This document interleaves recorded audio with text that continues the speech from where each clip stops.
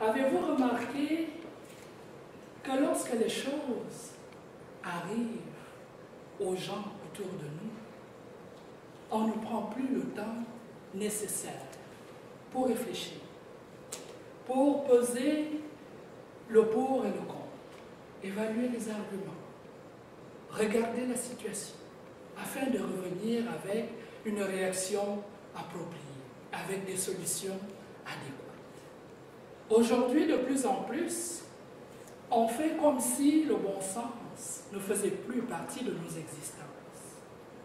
On se rencontre vite, on fait l'amour vite, on fait des enfants vite, on se marie vite, on se chicane vite et on se sépare vite. On crée des produits de biens et consommation vite, on les utilise vite, ils se brisent vite, on les jette vite. Et pourtant, René Descartes, philosophe français du siècle des Lumières, a dit du bon sens qu'il était la chose au monde la mieux partagée. S'il a dit, et s'il a pris le temps d'écrire, c'est que ça devait être vrai à son époque. J'aimerais savoir ce que Descartes penserait de nous aujourd'hui, nous qui sommes ses contemporains. J'aimerais avoir son point de vue, s'il avait vécu les situations que j'ai eu à vivre, et s'il avait rencontré les gens que j'ai eu à rencontrer. Un jour, dans une de mes anciennes vies, alors que j'étais encore fonctionnaire, un de mes collègues de travail arpentait le bureau et posait la même question à tout le monde, sans distinction de sexe, de poids, de taille, de religion. C'est-tu toi qui as pété? C'est-tu toi qui as pété? Quoi? Est-ce que c'est toi qui as pété? Ça va faire? Il a posé la question à tout le monde. Et il s'est retrouvé nez à nez avec la directrice. Je me suis pincé, je me suis dit, Seigneur, faites qu'il ne lui pose pas la question. Que croyez-vous qu'il a fait? Il y est allé, et comme tout un homme, Lily, c'est-tu toi qui as pété? La directrice l'a regardé très choquée. Elle lui dit, voyons, penses-tu que si c'est moi qui avais pété, je te le dirai devant tous mes employés ici réunis? Et d'abord, tu sors d'où là pour déranger le monde avec une question pareille? Et le gars dit, ben, j'étais aux toilettes. La directrice dit, ah, tu étais aux toilettes. C'est peut-être toi qui sens la marde d'abord. Mon collègue, très choqué, a mis son pied à terre. Il a regardé la directrice et il lui a dit, moi, je sais faire la différence entre l'odeur de marde et l'odeur de pète annonciateur de marde. Elle lui a dit, explique-moi ça, comment fais-tu? Il dit, ben, ça fait juste 54 ans que je chie d'abord. Avouez, mesdames et messieurs, nous avons vu passer des CV sous nos yeux. On se vante d'avoir 25 ans d'expérience dans la vente. On a 14 ans d'expérience dans le service à la clientèle, mais 54 ans d'expérience comme chieur.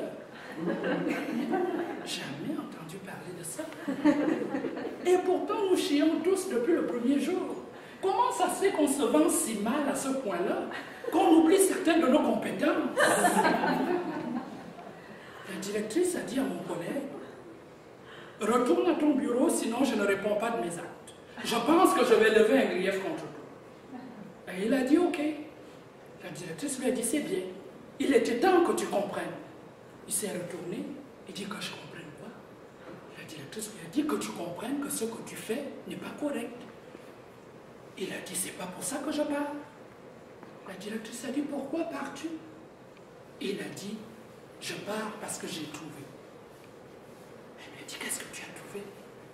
Il dit, c'est toi qui as pété.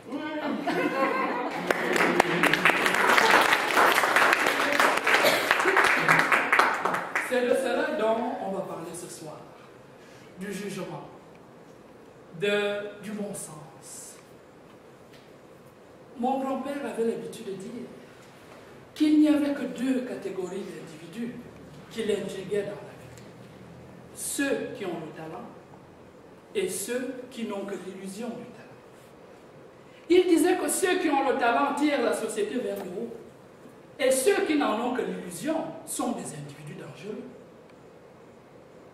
Un proverbe turc l'illustre d'ailleurs assez bien qui dit « Si tu rencontres quelqu'un qui sait et qui dit qu'il sait, écoute-le.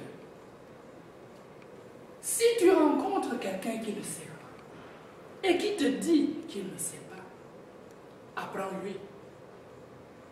Par contre, si tu rencontres quelqu'un qui ne sait pas et qui sait qu'il ne sait pas, mais qui dit qu'il sait, fuis-le. » J'ai choisi pour vous ce soir, mesdames et messieurs, à pour titre « Visite chez le sorcier ».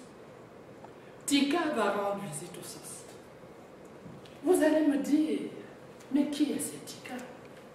Ce à quoi je répondrai que Tika est une petite fille de 6 ans. Enjouée, très extravertie, maligne comme un singe.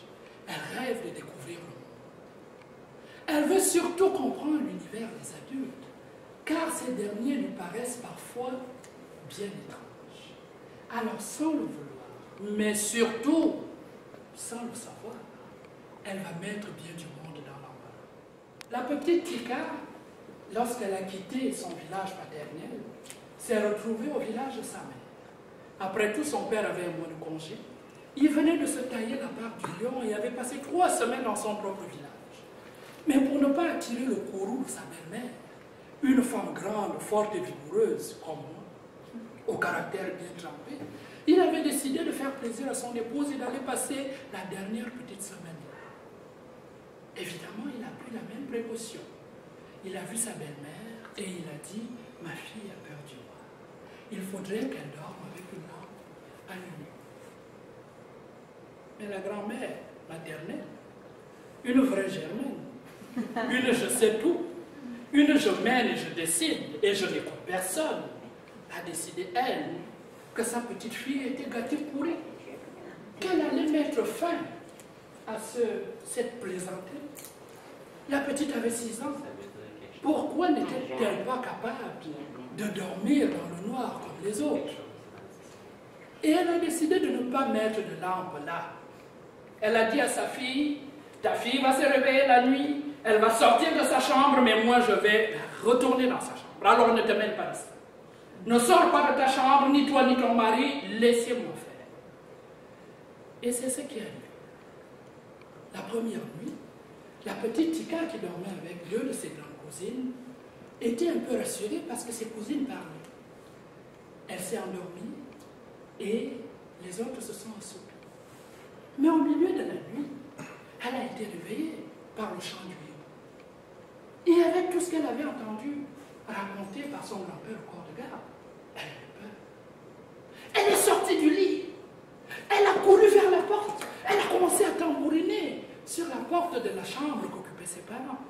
Et bien évidemment, ses parents n'ont pas ouvert. Parce que la grand-mère leur avait interdit. Elle s'est réveillée elle-même, Niné, la grand-mère. Elle a pris la petite, elle l'a raccompagnée dans sa chambre. Et ce petit jeu a duré 3, 4, 5 ans. Finalement, Tika n'a pas dormi la nuit, Niné non plus. Et au village, une femme qui dort en plein jour est une paresseuse. Au village, il n'y a pas de théâtre, il n'y a pas de cinéma. Les gens s'épient, ils vivent les uns avec les autres. On sait qui se réveille tard. On sait qui est la paresseuse qui allait au champ après tout le monde. Alors Niné, qui en plus avait de la visite, ne pouvait pas se permettre de faire la grosse matinée. Elle était donc réveillée la nuit et éveillée le jour. Au bout de 3 jours de ce supplice, elle avait des cernes jusqu'au nez. Elle était teigneuse. Elle était mauvaise. Elle pouvait répondre de façon cavalière à quelqu'un qui lui adressait pourtant bien gentiment la parole. Et n'en pouvant plus, Elle a décidé d'en avoir le cœur net et d'avoir une discussion de femme à femme avec sa petite fille. Elle lui a dit, Tika, dis-moi, dis-moi là, pourquoi tu refuses de dormir la nuit comme les autres enfants? Pourquoi tu m'as fait ça à moi?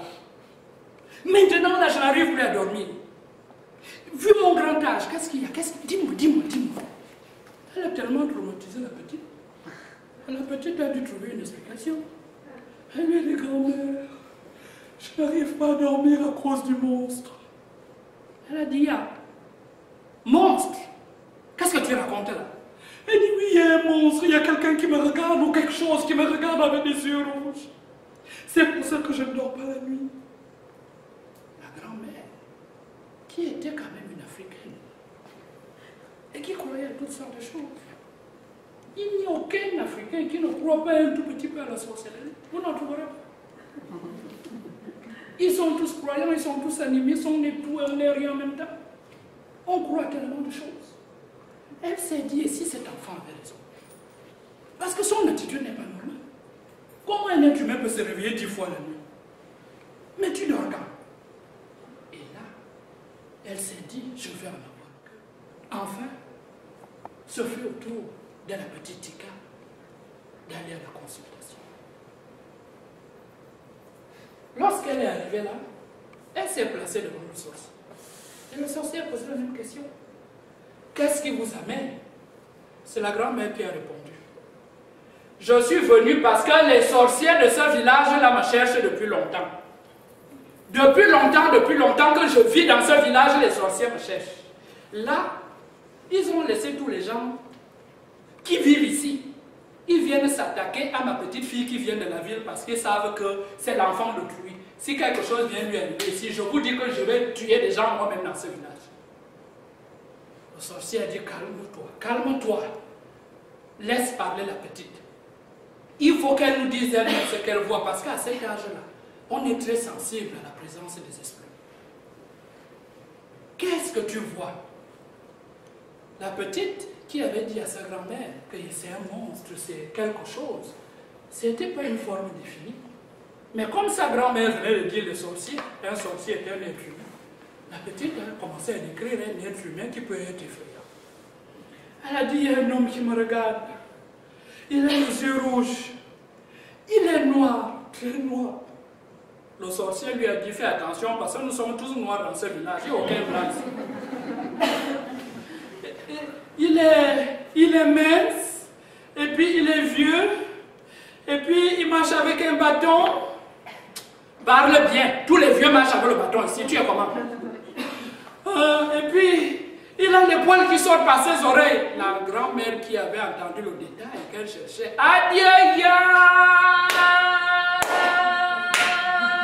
c'est Abia. C'est Abia, c'est Abia, c'est Abia. Abia m'a pourri la vie dans ce village. Il a pourri la vie de mes enfants. Maintenant, il veut s'en prendre à ma petite fille. La seule et unique, je n'en ai pas deux. Abia! Ce que je vais te faire, ce que je vais te faire, ce que je vais te faire, ce que je vais te faire. Abia, comme vous voyez là. La petite qui était là, qui dit, mais c'est qui grand-mère? Je ne le connais pas. Si, tu le connais. Grand-mère, je te jure, j'ai inventé cette histoire, c'est juste parce que j'avais peur. Tu n'as rien inventé. Oh! À sorcier Bantou. Tu as vu comment les gens là sont? Ils travaillent même l'esprit de leurs victimes, au point que ce sont les victimes qui ont peur. Tika, ta grand-mère te dit maintenant que tu as sorti tout ce qui était dans ton ventre, je vais te protéger. Je vais te protéger, Abia va me sentir. Les poils qui sortent de ses oreilles, c'est avec ça que je l'ai eu. C'est avec ça que je l'ai attrapé, parce que tous les vieux qui sont ici au village ont les poils qui sortent, mais les poils d'Abia sont plus longs que tous les autres. Donc c'est lui. Les poils là, le sorcier qui était là, qui a vu que la grand-mère était totalement emportée, lui dit, ne fais rien que tu pourrais regretter. Laisse-moi régler ce problème. Moi-même, j'ai vu que c'était Abia. Je voulais juste la confirmation de la bouche de l'enfant. Je sais comment régler ce problème. La grand-mère a dit au sorcier, toi là, tu es né dans ce village, c'est vrai. Tu connais tout le monde ici, c'est vrai, mais tu es jeune. Tu es même plus jeune que mes propres enfants. Je te dis que Abia, je vais attraper les poils qui sortent de ses oreilles. Je vais en faire des tresses. Quand j'aurai fini de tresser, je vais tirer dessus. Son cerveau va seulement brûler par ses oreilles. Tu vas attendre. Il a trouvé.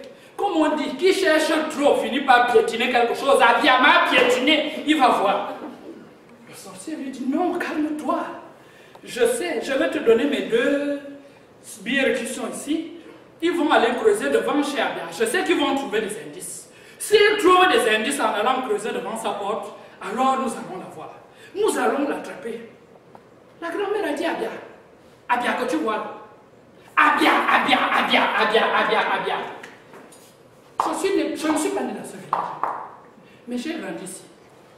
Je ne sais pas si on t'a déjà raconté ma vie. Je vais te raconter comment j'ai rencontré Abia. Ma tante était mariée dans ce village. Elle n'a pas eu d'enfant.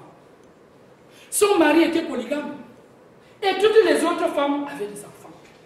Et on sait que quand les femmes ont des enfants et que les enfants deviennent grands, les enfants deviennent leur bras droit. Ils vont puiser de l'eau à la rivière. Ils vont laver les assiettes. Ils vont faire des tas de travaux. Les coépouses de ma tante ont refusé que leurs enfants l'aident. Ma tante était malheureuse comme les cailloux. C'est là que mon père m'a dit, quand j'avais 9 ans, il m'a proposé, il m'a dit, est-ce que tu accepterais d'aller prêter main forte à ta tante qui est malheureuse dans son mariage là-bas? J'ai dit oui. Il fallait que je vienne au secours de ma tante. C'est ainsi que j'ai atterri dans ce village à l'âge de 9 ans. La première journée où j'ai atterri dans ce village, Abia m'a donné 2 gifles. Je ne sais pas pourquoi. J'ai demandé aux enfants qui étaient là que pourquoi ce type me bat. On m'a dit qu'il bat tous ceux qui l'énervent. Il tape aussi tous ceux qui ne lui obéissent pas. C'est le méchant du coin. Abia m'a pourri la vie. Quand j'allais puiser l'eau à la rivière, et Dieu seul sait que c'est loin, il fallait descendre dans la vallée. Quand j'avais pris ma calebasse, je mets sur la tête, je commence à remonter la pente là. Tous les petits enfants qui avaient versé l'eau pour la journée, ça faisait que la pente était glissante. Quand je réussissais en fin de peine et de misère à arriver en haut là-bas, c'est là qu'Abia me poussait, ma calebasse se cassait. Je revenais au village en pleurant. Il fallait que je vienne chercher une autre cassette pour aller puiser de l'eau. Et là, j'étais toute seule le soir. Abia m'a pourri la vie. Il m'a pourri la vie. Mais comme on dit, 99 jours pour le voleur, 1 jour pour le propriétaire. Le jour là, je ne sais même pas, je ne faisais rien dans la maison. J'ai décidé de balayer le sol comme ça. Et comme toi-même, tu sais que quand on finit de balayer le sol, on part jeter la cendre où? Derrière les cases. Je suis allé jeter ma cendre derrière les cases. Et qu'est-ce que j'ai vu en arrivant là-bas? J'ai vu Abia. Il faisait pipi contre un cacaoyer. Je l'ai vu.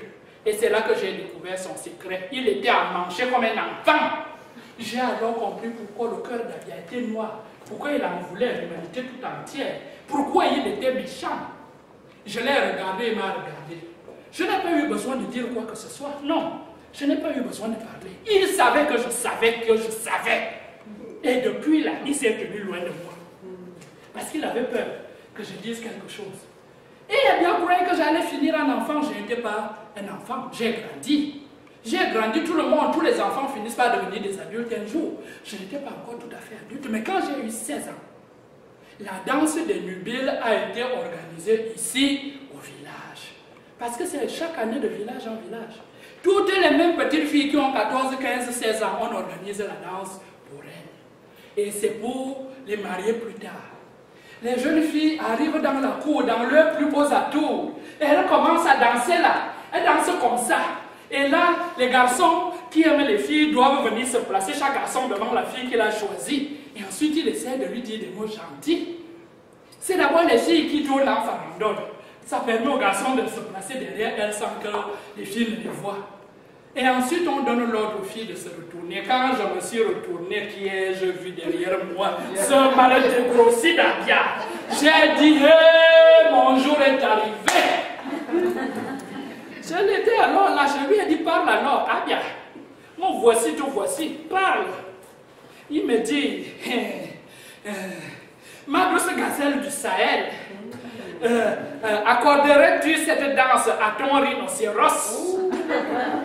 Je lui ai dit, même pas dans tes rêves, maudit pervers, maudit pervers. Dans quelle savane as-tu vu les rhinocéros accoupler avec les gazelles, pervers? Abia est parti en courant. Il est parti en courant. petit Tika qui écoutait très attentivement l'histoire de sa grand-mère était intrigué. Elle lui a dit, mais grand-mère, et grand-père alors, qu'est-ce qu'il a dit pour te convaincre de danser avec lui? La grand-mère a dit, la vieillesse là c'est quelque chose. C'est vraiment quelque chose, je te dis. Ton grand-père que tu vois là, d'abord il était doux, il était gentil. Il a commencé à travailler son terrain. Ce n'est pas le jour du marché qu'on nourrit la poule comme Abia voulait faire là. Ce n'est pas le jour du marché. On nourrit la poule avant. Ton grand-père, quand il allait dans la forêt, il trouvait les chenilles. Il m'apportait ça en cachette. Il faisait des petits pièges. Il attrapait là des petits écureuils, des petits oiseaux. Il m'amenait. On faisait cuire ça au bois de la cendre, dans des feuilles de cardamome. Ça sentait tellement bon. Et le jour-là, il est venu, il s'est mis derrière moi. Je me suis retourné, il m'a alors regardé. Il m'a dit, mademoiselle, vous avez un relief volcanique et j'aimerais être le géologue qui l'explore. Mon cœur était à terre. Il était à terre. Il n'a eu qu'à le ramasser. Depuis ce jour-là, Abia est tapis comme une panthère dans l'ombre. Il est toujours prêt à me blesser. J'ai eu mes enfants ici. Chaque fois qu'on volait une mangue sur son manguier, c'était mes enfants qui l'attaquaient. Dès qu'il avait le problème avec sa femme, c'est moi qui lui allais laver les oreilles. C'est moi qui essayais de monter sa femme contre lui. Je lui ai dit que je monte même ta femme contre toi, tu n'as rien dans la culotte. Et toute ma vie était pourrie par cet Abia. Et aujourd'hui, il veut sauter jusqu'à la 3e génération. Abia pense que je suis venu dans ce village, que je suis devenu quoi? Les feuilles que tout le monde pétine dans la forêt, le tronc d'arbre qui tombe sur lequel tout le monde grimpe, cette fois-ci, comme on dit, il a piétiné quelque chose. Maintenant, donne-moi tes 2 acolytes là. S'ils ne viennent pas avec moi, moi-même je suis capable d'aller faire honte à Abia là-bas toute seule. Et le sorcier a envoyé ses 2 acolytes, accompagner Niné, chercher les indices devant la case d'Abia. Je vous pose donc la question, vous qui êtes ces 2 sbires là, qui êtes là avec la pelle pour venir attraper un vieillard de 85 ans et l'accuser d'être un sorcier. Quand vous allez finir de mettre le village à feu et à sang, avec qui allez-vous profiter de votre argent? Vous qui sacrifiez tout à votre Dieu argent, qui vous a dit que l'argent remplace les relations? Qui vous a dit que l'argent remplace la quiétude? Qui vous a dit que l'argent, sans les êtres humains, ça a une quelconque valeur? Maintenant, prenez votre pelle et votre piquant de porc épic et sortez de ma concession. Je ne veux plus vous voir ici.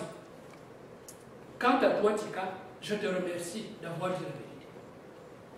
Je te remercie de ne pas être comme ta grand-mère que tu vois.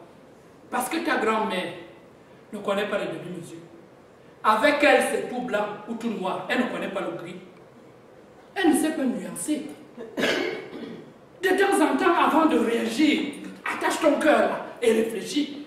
Elle commence toujours par agir et après elle va réfléchir. Niné, qui avait honte de la situation, a commencé à dire, c'est ça, c'est ça.